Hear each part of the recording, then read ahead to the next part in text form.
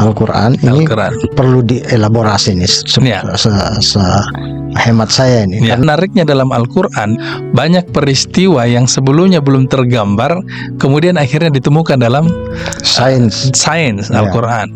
Contoh, orang baru belakangan saja menemukan bahwa ternyata di lautan itu airnya bukan satu, tetapi misalnya ada tempat di mana tuh dua lautan bertemu dan tidak bercampur sama sekali kan. Marajal bahraini yaltaqiyan, iya kan? Bagaimana itu pertemukan dua air itu? Bainahuma barzakhul la yabghiyan. Di antara mereka itu ada pembatas yang satu dengan yang lain tidak bisa melampaui. Ini kan sesuatu yang tidak masuk akal. Kok bisa-bisanya Nabi Muhammad tahu itu? Sudah itu di zaman dulu, di masa orang belum tahu semua itu. Kedua, dia tinggal di padang pasir. Lain cerita kalau dia nelayan. Tidak ada wawasan tentang laut, kelautan kan? Iya. Oceanografinya ini tidak ada. Oceanografi. Beliau ini asli anak gurun. Iya, betul. Asli padang pasir.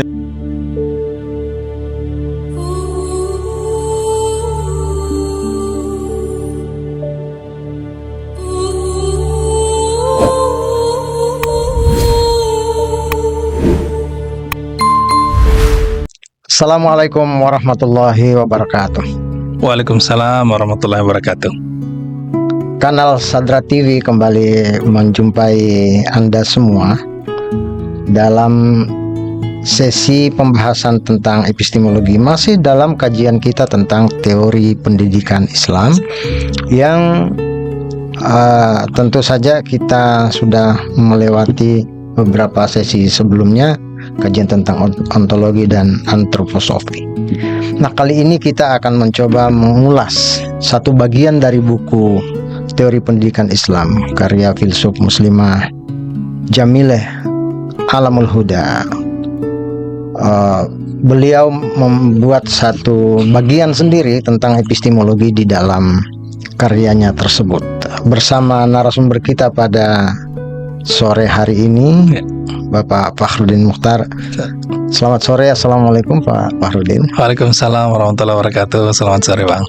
Alhamdulillah, sambutan dari berbagai pihak dalam tayangan kita sebelumnya cukup menarik, dan sepertinya topik kali ini juga ikut ditunggu-tunggu oleh para pemirsa ya. Tentu saja topik ini bukan sesuatu yang asing di dalam dunia akademik, karena semua ilmu berkaitan dengan dimensi epistemologi. Kita ingin tahu dulu ini, pelan-pelan saja kita ingin tahu dulu apa sebetulnya epistemologi. Oh ya, siap. Makasih banyak ini Bang Sapin. Epistemologi secara kebahasaan berasal dari kata epistem dan logos. Dua-duanya sebenarnya memiliki makna yang kurang lebih sama. Episteme berarti pengetahuan, sementara logos juga bisa berarti pengetahuan, bisa berarti teori. Sehingga ini sebenarnya teori pengetahuan tentang pengetahuan. Nah, dalam filsafat memang diandaikan sebagai cabang filsafat yang fokus pada pembahasan tentang pengetahuan. Cuma sebenarnya Bang Safin, ada yang unik dan berbeda di buku ini dibanding pembahasan filsafat pada umumnya. Karena kalau di buku-buku filsafat lainnya, khususnya Barat terutama itu, pembahasan epistemologi itu lebih dulu daripada ontologi. Kalau di dalam umumnya, oke. Filsafat epistemologi dulu, baru kemudian masuk ke ontologi.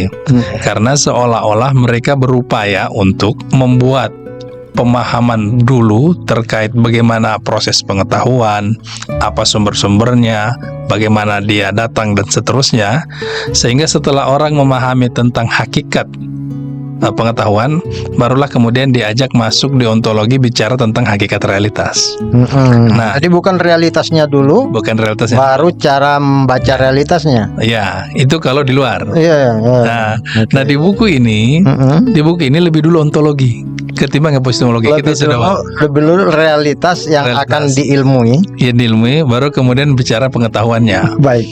Bahkan antara mereka itu ada antroposofi dulu kemarin itu. Iya kan? Maksudnya subjek yang akan mengetahui. Berilmu, ya. Nah, kenapa demikian? Karena dalam filsafat Islam, khususnya yang digunakan oleh Ibu Jamila ini kan sangat merujuk kepada Mullah Sadra. Mullah Sadra ini memiliki teori pengetahuan tentang wujud yang sangat mendasar dengan asalatul wujudnya itu, yang kemudian menjiwai seluruh pemikiran filsafat, terutama filsafat Islam, sehingga menurut beliau ini yang pertama kali perlu dipahami. Makanya kemudian justru dia berangkat dari situ dulu, dari ontologinya itu dulu. Nah, setelah memahami kemudian ontologi itu, sebelum lompat ke epistemologi, kita kemarin diantar ke antroposofi, mampir sebentar tentang hakikat manusianya. Nah, itulah kenapa antroposofi itu penting dimasukkan, barulah kemudian sampai di wilayah epistemologi ini. Nah, tetapi ada satu lagi yang menarik, Bang Sapin, bahwa tentang pengetahuan, sekalipun epistemologi ini adalah pengetahuan, teori pengetahuan tentang pengetahuan, atau filsafat di bidang pengetahuan, tetapi sebenarnya pengetahuan itu tidak bisa didefinisikan secara hakiki. Kenapa? Karena yang namanya pengertian itu kan adalah penjelasan. Dan namanya penjelasan berarti dia menawarkan sesuatu yang lebih jelas. Nah, masalahnya ini pengetahuan. Apa yang lebih jelas daripada pengetahuan? Kalau kita sudah tahu, ya tahu. Ya kan ya. Sehingga semua pengertian yang digunakan untuk menjelaskan apa itu pengetahuan sebenarnya tidak bersifat hakiki, karena pengetahuan itu sendiri sudah lebih terang, lebih jelas daripada yang menjelaskan. Karena yang menjelaskan pun pengetahuan. Pengetahuan menjelaskan pengetahuan. Tapi menarik di sini karena mungkin setelah masuk pada cabang-cabang pengetahuan, nah disitulah mungkin membutuhkan semacam panduan tentang bagaimana proses mengetahui dan seterusnya. Betul. Tapi tadi kita kembali lagi penegasan tentang bahwa pengetahuan adalah yang lebih terang. Betul.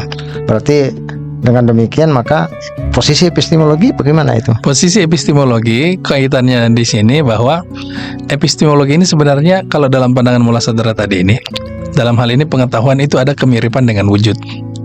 Bahwa dia itu sebagai sesuatu yang sedemikian terangnya sehingga sifatnya badihi, tidak perlu lagi dijelaskan. Betul. Kemudian yang kedua juga ada semacam taskik, gradasi di dalamnya, gradasi pengetahuan di dalamnya. Nah, kemudian yang ketiga, kalaupun ada penjelasan tentang pengetahuan, mungkin ini yang sifatnya tidak hakiki, dan yang kedua paling terkait dengan klasifikasinya, jenis-jenisnya dan semacamnya. Saya mau buru-buru menanyakan yang itu. Yang kedua ini. Apa sebetulnya klasifikasi ilmu pengetahuan itu? Nah, kalau di dalam filsafat Islam sebenarnya ini yang menarik dan agak berbeda dengan filsafat Barat yang sudah umum orang kenal. Di filsafat Islam itu pengetahuan setidaknya dibedakan dua. Satu, pengetahuan yang sifatnya husuli, pengetahuan perolehan. Pengetahuan istilah lainnya ini adalah pengetahuan konseptual. Nah, kenapa dikatakan pengetahuan perolehan konseptual? Karena pengetahuan ini diperoleh dengan bantuan konsep-konsep. Dalam arti muncul bayangan sesuatu itu di benak kita. Ketika misalnya kita sebutkan mic, sekalipun benaknya tidak ada, orang tetap nyambung ngobrol karena sudah ada bayangannya di benak kita. Knowledge by represent Betul. Di antaranya itu juga bantuannya adalah melalui definisi pengertian. Bantuannya melalui premis. Yang jelas bahwa dia ini bersifat tidak langsung. Bersifat tidak langsung. Nah, tetapi ada juga jenis pengetahuan yang kedua. Nah, ini yang yang unik berbeda. Ini pengetahuan dengan kehadiran. Biasa disebut sebagai ilmu huduri. Dia ini direct experience. Dan ilmu ini dia tidak butuh perwakilan, tidak butuh sama seperti tadi perantara konsep, definisi, premis. Dia itu sifatnya langsung. Makanya juga istilah lain yang cukup populer menjelaskan, yang terutama banyak digunakan di buku ini, adalah ilmu penyaksian atau ilmu syuhudi. Ilmu syuhudi. Knowledge by presence. Jadi dia hadir. Ilmu dengan kehadiran langsung. Yang menarik dari ilmu syuhudi ini adalah karena dia dianggap secara abstrak dia lebih unggul dibandingkan ilmu husuli. Ilmu husuli di dalamnya ini ilmu rasional, ilmu empirik, ya, dan yang lain-lain. Ini dianggap lebih unggul. Kenapa? Karena dia sifatnya langsung. Orang mengalaminya langsung. Itu yang menjadi keunggulan dan yang sisi menarik dari ilmu ini, Bang. Saya penasaran dengan ilmu penyaksian ini, syuhudi ini. Apa kaitannya dengan Al-Quran? Oh ya, ini ilmu syuhudi sebenarnya baik ilmu syuhudi maupun ilmu yang husuli tadi, yang perolehan umum, itu dua-duanya ada representasi ayat-ayatnya di dalam Al-Quran menjelaskan bahwa kedua jenis ilmu itu ada dan dikenal di dalam dunia Islam. Tetapi kalau kita fokus pada syuhudinya, yang menarik dari hubungan ilmu syuhudi dengan Quran, bahwa bukan hanya ayat-ayat tertentu, tetapi keseluruhan Quran itulah bentuk pengejawantahan ilmu syuhudi. Kenapa? Karena wahyu adalah derajat penyaksian tertinggi. Jadi keseluruhan wahyu itu, keseluruhan yang kita temukan di Quran itu adalah bentuk nyata dari ilmu syuhudi. Nah, merenungkan itu juga bagian dari ilmu syuhudi. Merenungkan ayat-ayat Al-Quran adalah bagian dari ilmu syuhudi. Itu karena memang dia berangkat dari penyaksian tertinggi. Penyaksian tertinggi itu syuhudi. Allah mengaruniakan satu ilmu syuhudi yang lebih tinggi, yakni Al-Quran. Ini perlu dielaborasi nih, sehemat saya ini, karena banyak orang yang melihat, atau mungkin juga saya sendiri melihat Al-Quran itu teks biasa, teks saja ya. Iya kan, dia coba kita buka Al-Quran teks kan, meskipun mungkin kita paham bahasa Arab, kita tahu artinya, tapi dia adalah teks saja. Bagaimana kita mendalami Al-Quran ini sebagai ilmu syuhudi? Nah, apa yang menarik dijelaskan oleh Ibu Jamilah di sini, Bang, terkait tentang validitas pengetahuan sebenarnya. Dia mau mengatakan bahwa seluruh yang ada dalam Quran itu adalah kebenaran dari berbagai aspek. Tentu konteksnya kita dari sudut pandang Muslim yang meyakini betul kebenaran Al-Quran. Tapi dia mau mengatakan bahwa kebenaran Al-Quran itu banyak. Pertama, bahwa yang mengirimkan Al-Quran itu sendiri sudah Al-Haq. Ya, seperti yang kita bahas di awal. Dia sendiri itu adalah sudah kebenaran tertinggi, sudah maha puncak, dan dialah yang menurunkan Al-Quran. Berarti dari yang menurunkan saja sudah benar. Kemudian kedua, pesan-pesan yang dibawanya pun di dalamnya itu adalah juga pesan-pesan yang benar, ajarannya. Jadi sudah yang mengirim ini benar, yang dikirim juga sesuatu yang benar, karena dia sifatnya faktual. Bahkan menariknya dalam Al-Quran yang mungkin orang tidak bisa samakan dengan kitab-kitab lainnya adalah banyak peristiwa yang sebelumnya belum tergambar, kemudian akhirnya ditemukan dalam sains Al-Quran. Contoh, orang baru belakangan saja menemukan bahwa ternyata di lautan itu airnya bukan satu, tetapi misalnya ada tempat di mana itu dua lautan bertemu dan tidak ada bercampur sama sekali kan. Marajal bahraini yaltaqiyan. Iya kan? Bagaimana itu pertemukan dua air itu? Bainahuma barzakhul la yabghiyan. Di antara mereka itu ada pembatas yang satu dengan yang lain tidak bisa melampaui.